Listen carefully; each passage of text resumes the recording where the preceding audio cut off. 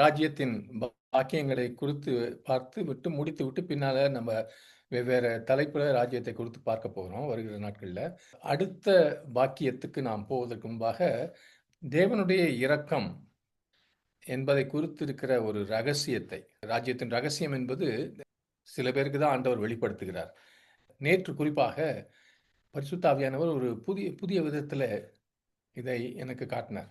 மிகவும் இன்ட்ரெஸ்டிங்கான ஒரு விதத்தில். எப்படின்னா, தேவனுடைய ராஜ்யத்தில் இருபுறமும் செல்கிற சாலைகள் இருக்குது, ஹைவேஸ். நெடுஞ்சாலைன்னு சொல்றாங்கல்ல தமிழ்ல. There are highways in the kingdom of God that go both direction. ரெண்டு பக்கமும் போகுது. நம்ம இடத்திலிருந்து தேவனிடத்துக்கு, தேவனிடத்திலிருந்து நமக்கு. இதை ஒரு படமாக பரிசுத்த ஆவியானவர் நேற்று காட்டினார். தேவனுடைய ராஜ்யத்தில் பல எப்படி நம்ம துபாய் அபுதாபியில் பல சாலைகள் இருக்குதோ, அது போல தேவனுடைய ராஜ்யத்தில் பல நெடுஞ்சாலைகள், ஹைவேஸ் இருக்குது. அதில் கிட்டத்தட்ட எல்லா ஒரு சாலையை தவிர மற்ற எல்லா சாலைகளும் 2-வே ஸ்ட்ரீட், ரெண்டு பக்கமும் போகிறது. அது 1-வே ஸ்ட்ரீட், ஒரு பக்கம் மாத்திரம் போகிற சாலை எதுவாக இருக்குன்னு யாராவது சொல்ல முடியுமா?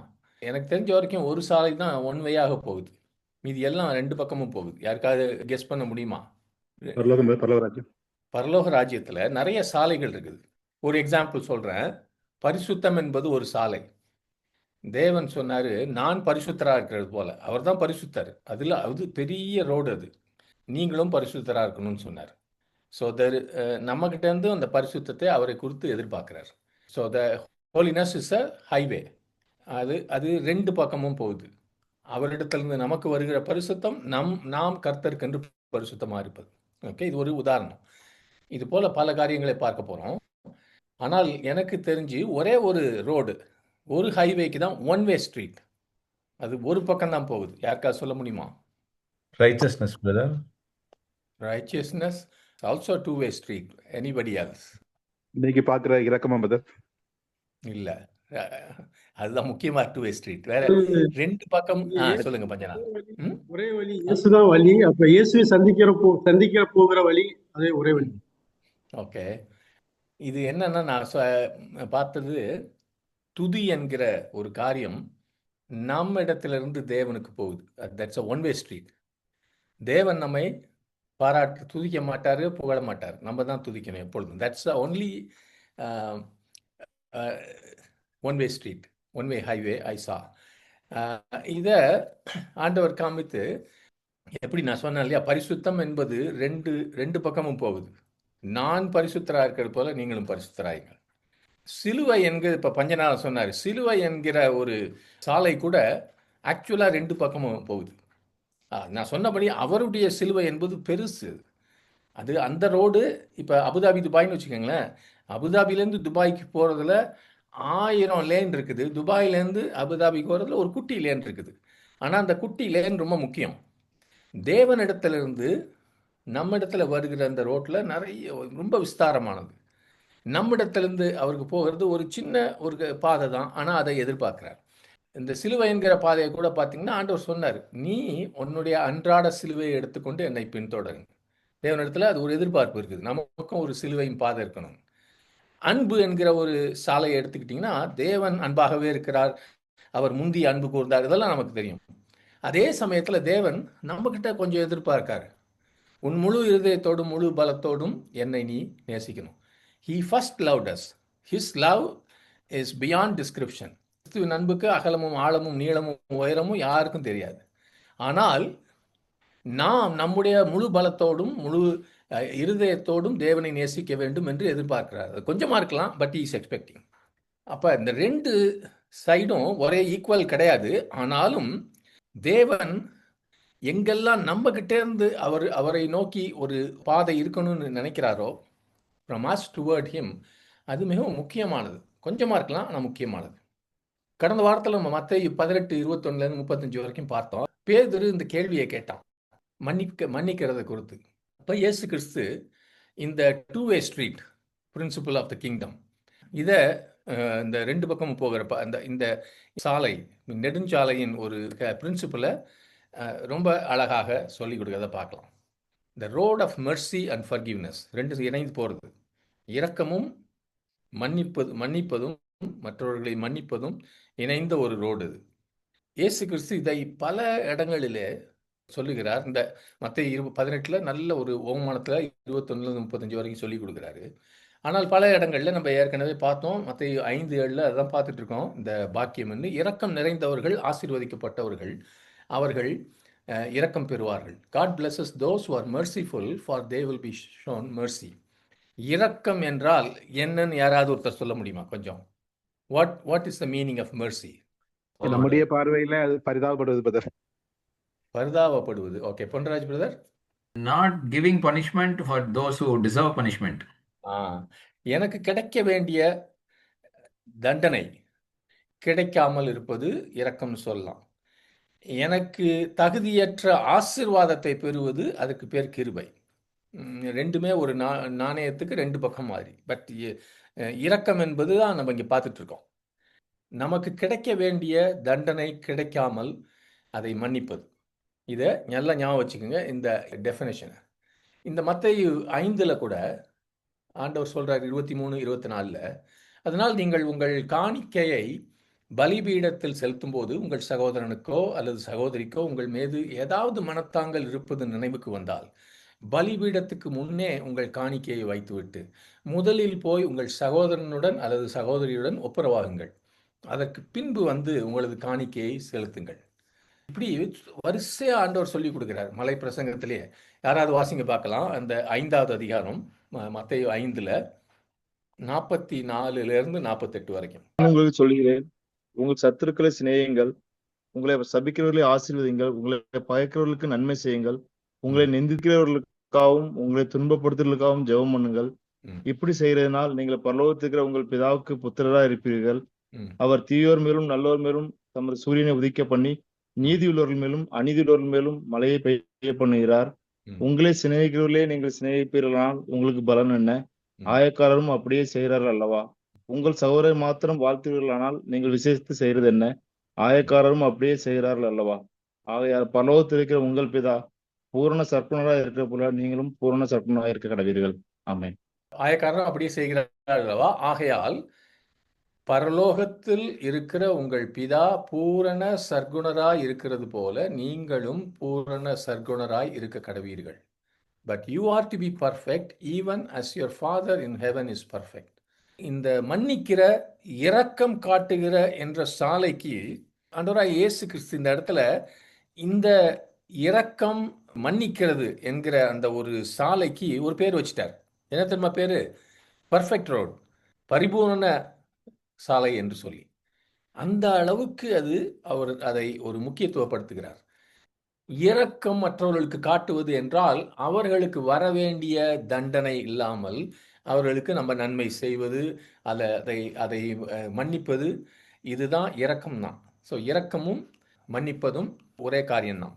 நம்மோட கூட பிறந்தவங்க, ஹஸ்பண்ட் ஒய்ஃப், பிள்ளைங்க, சபையில் இருக்கிறவங்க, கம்யூனிட்டியில் இருக்கிறவங்களுக்கு நமக்கு மன்னிப்பது என்பது ரொம்ப ஈஸியாக இல்லை.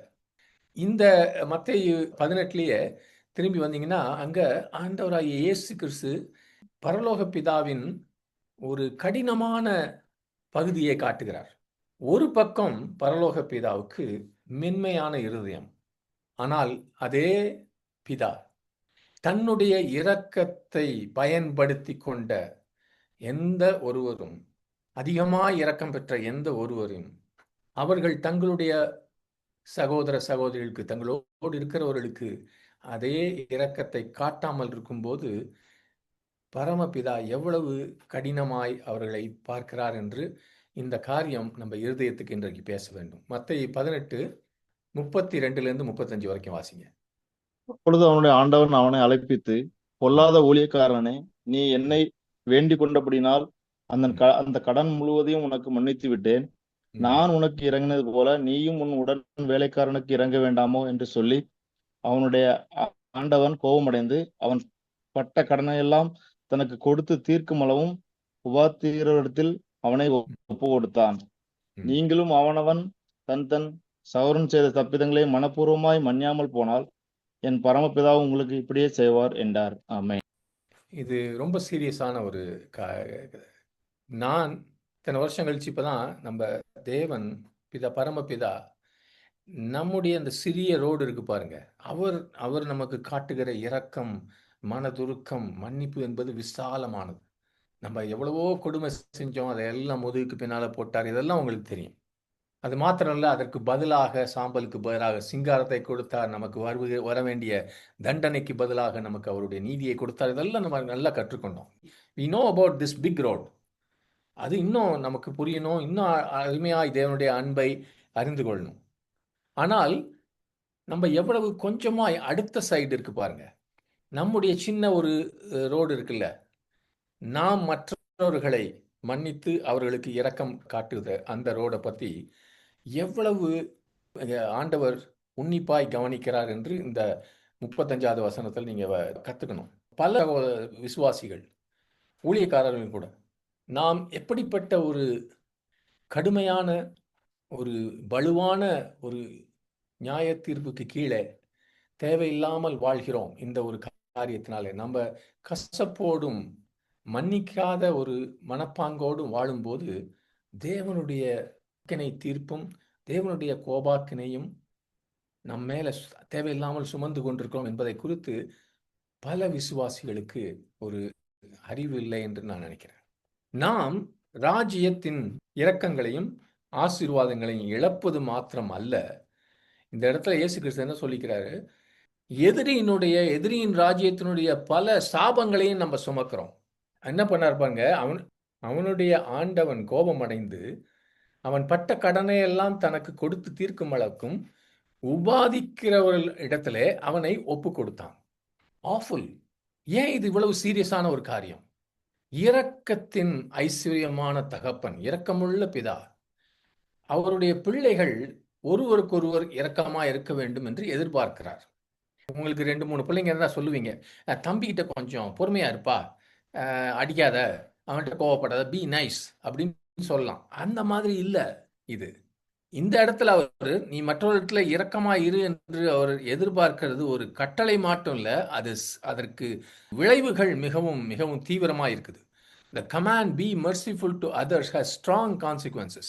பாக்கியம் மத்தேயு 5:7 பாக்கியவான்கள்ன்றதுல நாம இரக்கம் காட்டினா நம்ம இரக்கம் பெறுவோம் இருக்கு, அது ஒரு பக்கம்.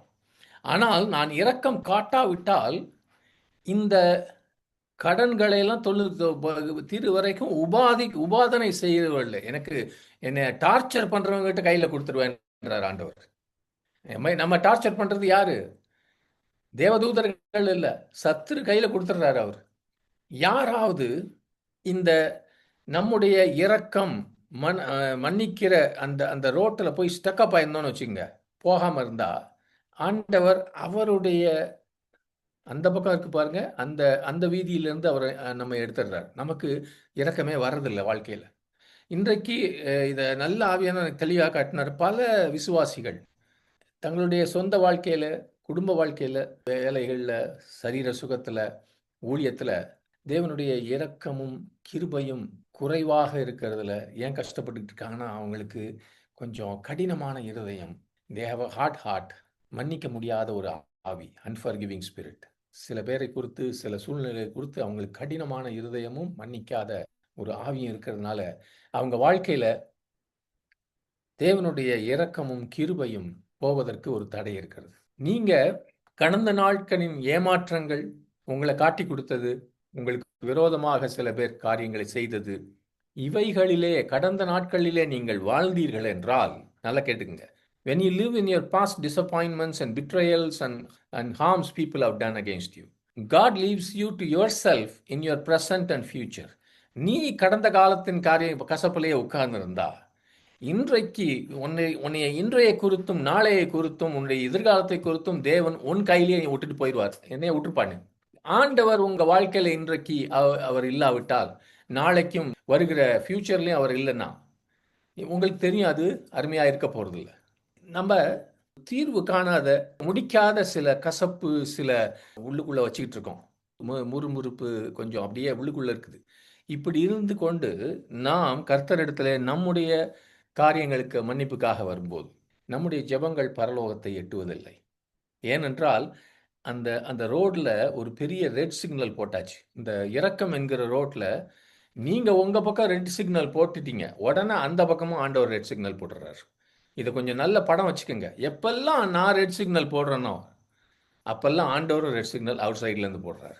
இதில் என்னன்னா, நீங்க உங்களுடைய சகோதரன் சகோதரி யார் கூட உங்களுக்கு கோபம் இருக்குதோ, வேலையில் கூட இருக்கலாம், அவங்க விசுவாசியாக கூட இல்லாமல் இருக்கலாம், அவங்க கிட்டேருந்து நீங்கள் இரக்கத்தை மன்னிக்காமல் இருப்பதை நீங்கள் கையில் பிடிச்சிட்டு இருக்கிறது மாத்திரம் இல்லை, ஆக்சுவலாக அப்படி இருக்கும்போது என்ன எதிர்பார்க்குறீங்கன்னா, அந்த ஆட்கள் நல்ல அவங்களுக்கு சரியான ஒரு பனிஷ்மெண்ட் வரணும், ஒரு தண்டனை வரணும்னு நீங்கள் எதிர்பார்த்து கொண்டிருக்கீங்க. ஆக்சுவலாக அந்த தண்டனை வரும்போது அதில் உங்களுக்கும் ஒரு ரோல் இருந்துச்சுன்னா, உங்களுக்கும் ஒரு பங்கு இருந்துச்சுன்னா இன்னும் கூட உங்களுக்கு திருப்தியாக இருக்கும். அது இல்லாமல் சில பேர் இவன் என்னைய கடிச்சிட்டான், இவன் என்னைய இது பண்ணிட்டான், நம்ம கம்ப்ளைண்ட் எதுவாக இருந்தாலும் என்ன பண்ணுறோம், இவங்கிட்ட நம்ம இந்த பக்கமே அவன் ப்ரைஸ் சொன்னால் கூட இந்த பக்கம் திரும்பிக்கிறது, அவன் எங்கே கை கொடுக்கறது இல்லை, வாட்ஸ்அப்லேருந்து லிஸ்ட்லேருந்து எடுத்தாச்சு. அதான் ரொம்ப மோசமான ஒரு காரியமாக இப்போல்லாம். ஃபோன் புக்கிலேருந்து எடுத்துடுறோம், வாட்ஸ்அப்லேருந்து எடுத்துடலாம், லிஸ்ட்லேருந்து.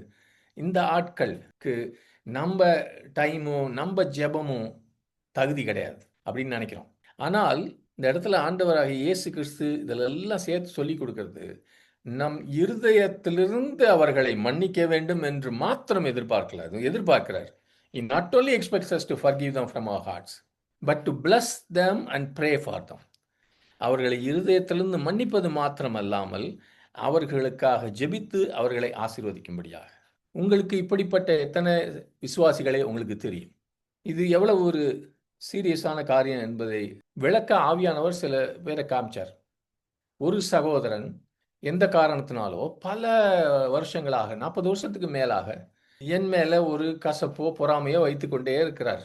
அந்த சகோதரனை ஆண்டவருக்குள்ளே கொண்டு வருவதற்கு ஆண்டவர் என்ன தான் உபயோகப்படுத்தினார். அவர் ரொம்ப ஒரு பக்காவான இந்து குடும்பத்தில் இருந்தவர். ஆனால் திரும்ப திரும்ப பல வருஷங்களாக ஏதாவது என் வாழ்க்கையில் ஒரு தீங்கை செய்ய வேண்டும் என்று முயற்சி செய்வார். அதே சமயத்தில் ஒரு சில வருஷங்களோ ஒரு சில மாதங்கள் கழித்து அதே சகோதரன் என்கிட்ட உதவிக்கு வருவார்.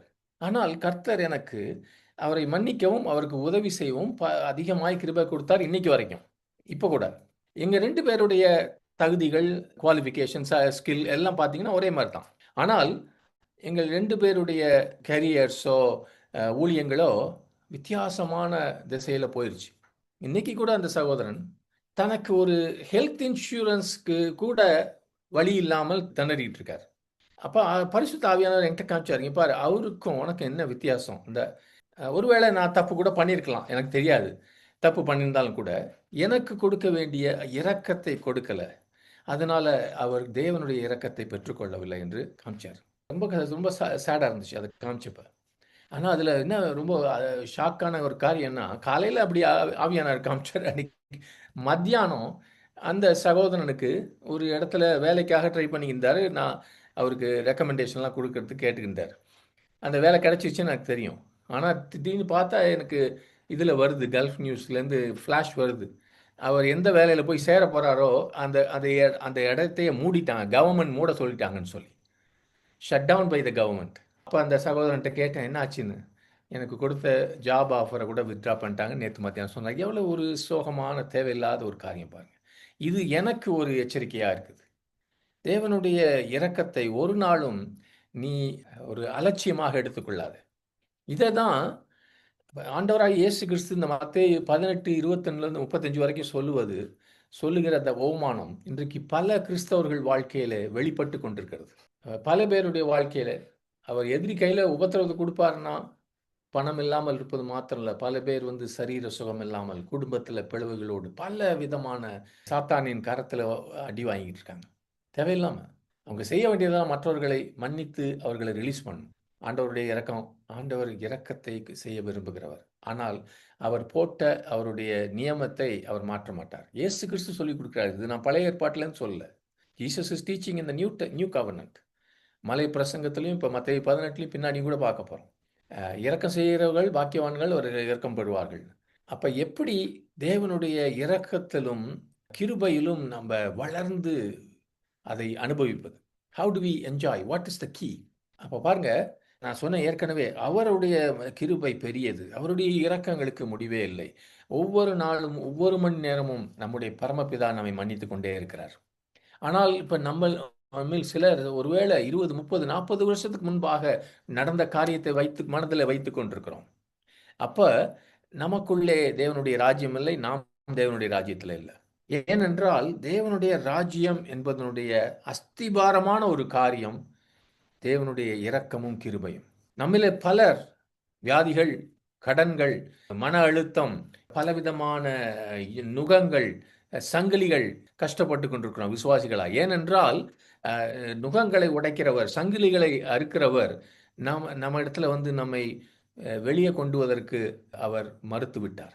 அப்ப முதல் படி என்ன? இதிலிருந்து வெளியே வந்து தேவனுடைய இரக்கத்தை பெறும் முதல் படி உங்கள் வாழ்க்கையில தோல்விகளுக்கு, கஷ்டமான நாட்களுக்கு யார் காரணம் என்று நீங்கள் மனதிலே எண்ணி வைத்திருக்கிறீர்கள். சில பேருக்கு தகப்பன் தாய் மேல கோபம் இருக்கலாம், அல்லது வேற சொந்தக்காரங்க, யார் வேணா இருக்கலாம். யாராக இருந்தாலும் அது உண்மையோ பொய்யோ நீங்க அப்படித்தான் நினைக்கிறீங்க. இவங்களால தான் நான் கெட்டு போயிட்டேன், இவங்க தான் என்னை இது பண்ணிட்டாங்க. முதல் படி, are you ready and willing to forgive them from your heart? உன்னுடைய மனதிலிருந்து அப்படி உன்னுடைய வாழ்க்கையை சீரழித்து விட்டார்கள், அல்லது கெடுத்து விட்டார்கள், அல்லது குறைத்து விட்டார்கள், பாதித்து விட்டார்கள் என்று நினைக்கிற அந்த இடத்திலிருந்து அவர்களை முழுவதுமாய் உன்னுடைய இருதயத்திலிருந்து விட்டு விட ரெடியா இருக்கிறியா? அது முதல் படி. இன்றைக்கு ஆமேன் என்று நீ சொன்னா ஆண்டவர் உனக்கு அந்த கிருபையை தருவார் விட்டு விடுவதற்கு. அவங்கள இருதயத்திலிருந்து அவுத்து விட்டுருங்க. ரெண்டாவது படி, are you willing to pray for God's mercy in their lives?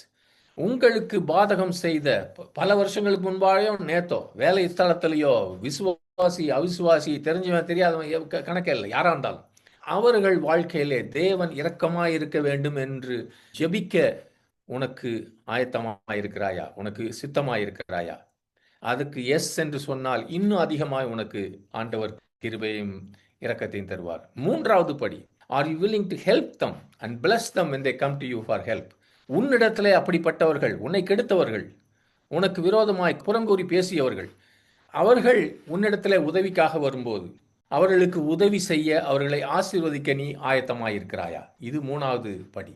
இதுக்கும் ஆமென் என்று சொன்னால் இன்னும் அதிகமாய் உனக்கு தேவனுடைய கிருபையும் இரக்கமும் இறங்கும். நாலாவதாக, அவர்கள் ஏதோ ஒரு பிரச்சனையில் இருக்கிறார்கள் என்று நீ கேள்விப்படுகிற, உங்ககிட்ட கூட வரல, ஆனால் நீயாக போய் அவர்களுக்கு உதவி செய்ய போவாயா? இதற்கு ஆமேன் என்று சொன்னால் தேவனுடைய பரிபூர்ண ஆசீர்வாதமும் பரிபூர்ண கிருபையும் இரக்கமும் உன்னை சூழ்ந்து கொள்ளும். You see, you and I have a long road to travel in the mercy road. இந்த இரக்கம் என்கிற சாலையில் நாம் போக வேண்டிய தூரம் அதிக தூரம். ஆனால் அங்கே வைத்திருக்கிற, நாம் போட்டிருக்கிற இந்த ரெட் சிக்னல், ஹம்ப் எல்லாமே, இவைகளெல்லாம் நம்முடைய சொந்த ஆவிக்குரிய வாழ்க்கைக்கு தடையாயிருப்பது மாத்திரம் இல்லை, நம்முடைய குடும்பத்துக்கும் தடைகளை கொண்டு வருகிறது. நம்முடைய ஊழியமும் நிச்சயமாய் வளராது. சங்கீதம் 57:1 சங்கீதக்காரன் சொல்றான், எனக்கு இறங்கும் தேவனே, எனக்கு இறங்கும், உம்மை என் ஆத்துமா அண்டிக் கொள்ளுகிறது, விக்கினங்கள் கடந்து போகும் மட்டும் உமது செட்டைகளின் நிழலிலே வந்து அடைவேன். Have mercy on me, O God, have mercy. I look to you for protection. I will hide beneath the shadow of your wings until the danger passes. உங்களுக்கு எனக்கும் விக்கினங்கள் வந்து கொண்டிருக்கிறது. தேவனுடைய கிருபை தேவை. அவருடைய செட்டைகளின் கீழே நீங்க வந்து அடையணும்னா அவர் வந்து செட்டைகளை விரித்து கொண்டு இருக்கணும். ஆமென். இல்லாட்டி இந்த விக்கினங்கள், இந்த டேஞ்சர் எல்லாம், இந்த அபாயங்கள் எல்லாம் நம்மை முழுங்கிவிடும். சில பேர் சபையிலிருந்து ஒரு தனிப்பட்ட இதுல ஒரு கோபத்துல பிரிஞ்சுட்டு போகலாம். ஆனால் அவங்க பிரிஞ்சுட்டு போய் அவங்க ஒரு ஊழியத்தை ஆரம்பிக்கிறது. இந்த கசப்பு என்கிற ஒரு அஸ்திபாரம் உன்னுடைய ஊழியத்தை ஆரம்பிக்க ஒரு நாளும் அது அஸ்திபாரமாக இருக்க முடியாது. The foundation of bitterness can never be a foundation for your ministry. நீ நினைச்சிருக்கிறது சரியா கூட இருக்கலாம். நான் யாருக்கு எதிராக நான் ஒரு கசப்பை வைத்திருக்கும் போது, ஒரு கோபத்தை வைத்திருக்கும் போது, தேவனுடைய இரக்கம் எனக்குள்ளும் வராது, என் மூலமாக மற்றவர்களுக்கும் போகாது. ஆண்டவர் சொன்னார், mercy will be shown to those who show mercy. இரக்கம் செய்கிறவர்கள் பாக்கியவான்கள், இரக்கம் செய்கிறவர்கள் தான் இரக்கம் பெறுவார்கள் என்று சொல்லி. இது ஏதோ ஒரு அழகாக பிரசங்கம் பண்ணவோ போதிக்கவோ பேசவோ இல்லை. இது ஆண்டவர் நம்ம இருதயத்தின் நிலைமையை பார்க்கிறார். எப்படியே இதை பல்ல கடிச்சுக்கிட்டு நமக்கு எதிராக இந்த ஆள் பண்ணிட்டாரு, பின்னால் இருந்து சொல்லிட்டாங்க, praise the Lord, praise the Lord அப்படின்னு நம்ம நாடகம் போடுறது இல்லை. என்ன உள்ளுக்குள்ள ஆழத்தில் என்ன இருக்குது அதை ஆண்டவர் பார்க்குறாரு. அது மாத்திரம் இல்லை, இது ஏதோ ஒரு லக்ஸரி கிடையாது, இது ஏதோ செஞ்சா செய்யலாம் அப்படி இல்லை. It's a necessity. இது நிச்சயமாய் தேவையான ஒரு காரியம். இது நீங்கள் ஒரு மனசில் ஒரு கோபத்தை வச்சிருக்கிறது, மனத்தாங்கல் வச்சிருக்கிறத பார்த்து அப்படி கண்டும் காணாதது போல ஆண்டவர் இருக்காருன்னு நினைக்காதீங்க. God is not winking at it, is serious. இதை குறித்து அவர் மிகவும் மிகவும் தீவிரமாக இருக்கிறார். இஸ் கிளியர்லி வார்னிங் அஸ், தெளிவாக நம்மை எச்சரிக்கிறார். And is withholding is mercy even from us even at this time. நான் பேசுகிற இந்த நேரத்தில் கூட நம்ம பலரிடத்துலேருந்து அவருடைய இரக்கத்தை அவர் கொடுக்காமல் வைத்திருக்கிறார். மனம் திரும்பி மற்றவர்களை நீங்கள் விடுதலை செய்யும் போது நீங்களும் விடுதலை பெறுவீர்கள். இந்த ஒன் வே ஸ்ட்ரீட்டில் நம்ம போனோம்னா எப்பொழுதும் நம்ம ரெட் லைட் தான் பார்த்துட்டு இருப்போம். ஆண்டவர் வந்து எனக்கு கொடுங்கன்னு கேட்டுக்கிட்டா, அந்த என்னுடைய சைடில் என்னுடைய ரோட்டில் இருக்கிற எல்லா ரெட் சிக்னலையும் எல்லா பம்பையும் நான் எடுக்கிற வரைக்கும் என்னுடைய சின்ன ரோட்டில் அந்த பக்கம் ரெட் சிக்னல் இருந்துக்கிட்டே தான் இருக்கும். அதனால் நான் உங்களை அதிகமாக உற்சாகப்படுத்துகிறேன். மத்தேயு 18 அந்த 21-35 வரைக்கும் நீங்கள் பார்த்து நல்லா கொஞ்சம் தியானிங்க. யாருக்கு எதிராகலாம் உங்களுக்கு கோபம், கசப்பு, பொறாமை, ரிசன்மெண்ட், மனத்தாங்கல் இருக்குதோ அவங்களெல்லாம் அந்த பேரெல்லாம் எழுதுங்க. அவர்களிலே யாரையாவது மனதார நீங்கள் மனதிலிருந்து ஆழத்திலிருந்து இன்னும் மன்னிக்கலைன்னா, பல சமயங்களில் கர்த்தரே உங்கள்கிட்ட பேசியிருக்காரு கம்யூனியன் எடுக்கும்போது, மற்ற நேரத்தில் உங்களை திரும்ப திரும்ப நினைவுபடுத்திருக்காரு, ஆனால் நீங்கள் மன்னிக்கலை. இன்றைக்கு இரவுல இதை அதிகமாக சீரியஸாக எடுத்துக்கொள்ளுங்க. சகோதரனே, சகோதரியை, நான் இருதயத்தின் ஆழத்திலிருந்து கேட்குறேன். ஏன்னால் பல பேர் வியாதியஸ்தர்களாக இருக்கிறோம், பல பேர் குடும்பத்தில் பிளவுகள் இருக்குது, பல பேருக்கு பதவி உயர்வு இல்லாமல் கஷ்டப்பட்டு கொண்டிருக்கிறோம், பல பேருக்கு ஊழியமே இல்லாமல் சோடை போயிருக்கிறோம். இது ஒரு அஸ்திபாரமான ஒரு காரியம். இதை சரி பண்ணாமல் நம்ம வெளியே போக முடியாது. ஆமென். அடுத்த பாக்கியம் seeing God in the kingdom, தேவனுடைய ராஜ்யத்தில் தேவனை தரிசிப்பது. மத்தேயு 5:8 உங்களுக்கு தெரியும், இருதயத்தில் சுத்தம் உள்ளவர்கள் பாக்கியவான்கள், அவர்கள் தேவனை தரிசிப்பார்கள். இங்கிலீஷில் இப்படி போட்டிருக்கு, blessed are the pure in heart. பியூர்னா those with integrity, moral courage and godly character.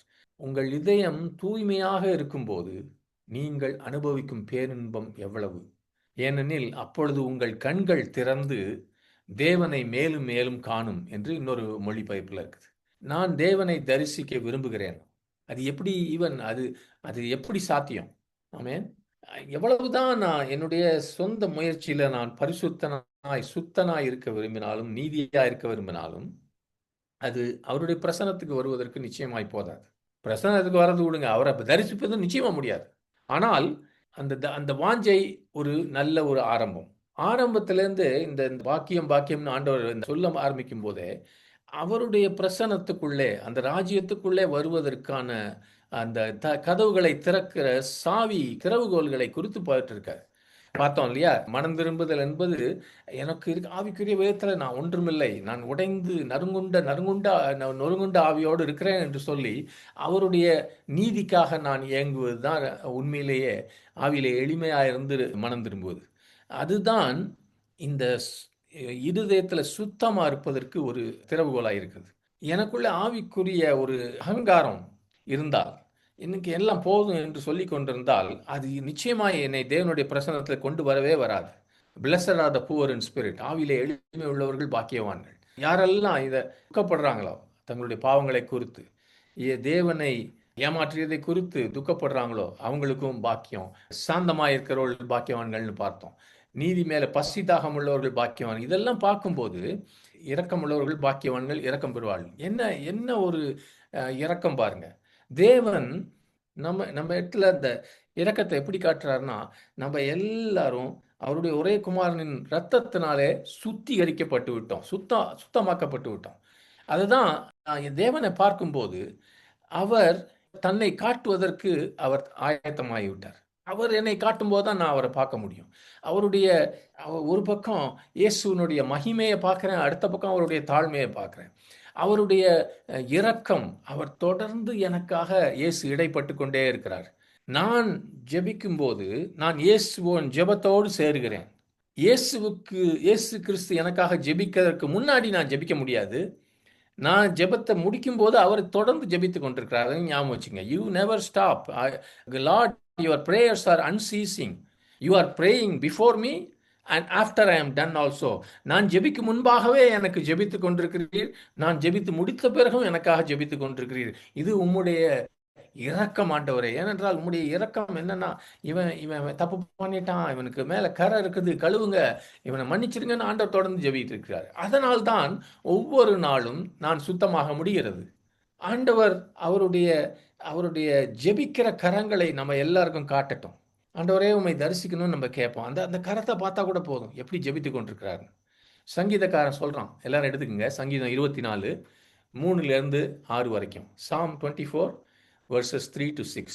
யார் கர்த்தருடைய யார் கர்த்தருடைய பர்வதத்தில் ஏறுவான்? யார் அவருடைய பரிசுத்த ஸ்தலத்தில் நிலைத்திருப்பான்?